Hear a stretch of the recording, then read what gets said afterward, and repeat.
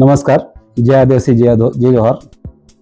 आत्ताच धडगाव नगरपंचायत रोशमाळ बुद्रुक आणि वडफळ्यामध्ये जी समाविष्ट केली जाते त्याचा जो कर वसुलीचा एक ह्या काळात आपण पाहिलं होतं की जे करवाढ लागू केले होते त्याला एक स्थगिती मिळालेली आहे आणि त्या स्थगितीसाठी मी प्रथमतः आपले विधान परिषदेचे आमदार श्री चंद्रकांत रघुशील साहेब यांचं आभार मानतो आणि त्यानंतर आमचे अक्कलकुवा अक्राणी मतदारसंघाचे आमदार साहेब आमच्या पाडू यांचे सुद्धा खूप खूप आभार मानतो.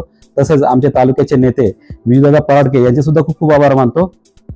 ही जी कर वसुली जी लागू केलेली होती, जी अतिरिक्त करवाढ होती, त्याच्यामुळे पूर्ण नगरपंचायतीतील जनतेमध्ये जरा वेगळं असं वातावरण निर्माण झालं होतं.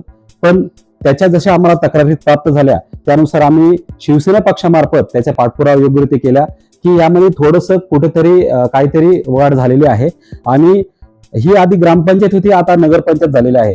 त्यामुळे जो कर मधला जो डिफरन्स होता तो थोडासा वाढलेला होता. यामुळे नागरिकांमध्ये नाराजी होतीच आणि त्या नाराजीला दूर करता आता एक सगळ्यांना गोड अशी बातमी भेटलेली आहे, ती म्हणजे ह्या वसुलीसाठी स्थगिती मिळालेली आहे. गेल्या काही दिवसात आम्ही आमचे आपल्या महाराष्ट्राचे लाडके उपमुख्यमंत्री श्री एकनाथ शिंदे साहेब यांच्याकडे पाठपुरावा केला आणि त्वरित यावरती त्यांनी ऍक्शन घेऊन याला स्थगिती देण्यात आली की याचं पुनर्विलोकन करावं आणि त्याला जी योग्य करवाढ जाहीर होईल किंवा त्याच्यावरती योग्य ते अभ्यास करावा आणि त्यावरती योग्य ते अभ्यास करून त्याचा निर्णय जाहीर करावा, मग करवाढ लागू करावी, जेणेकरून जनतेला पण योग्य तो करवाढ भेटेल आणि आपल्या नगरपालिकेला सुद्धा त्याचा लाभ होईल आणि नागरिक आणि प्रशासन मध्ये योग्य तो समन्वय साधला जाईल.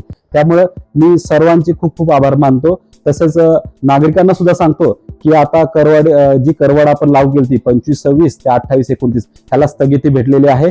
त्यामुळं सर्वांनी ह्याबद्दल आता समभ्रम निर्माण करायचं काही कारण नाही आणि कोणी समभ्रम निर्माण करत असेल त्यावरती सुद्धा कोणी विश्वास ठेवू नये आणि नगरपंचायत प्रशासनाला शासनाकडून त्या रितसर सूचना जिल्हाधिकारी महोदयांना प्राप्त झालेल्या आहेत आणि त्यावरती ते त्वरित ऍक्शन घेतील. धन्यवाद.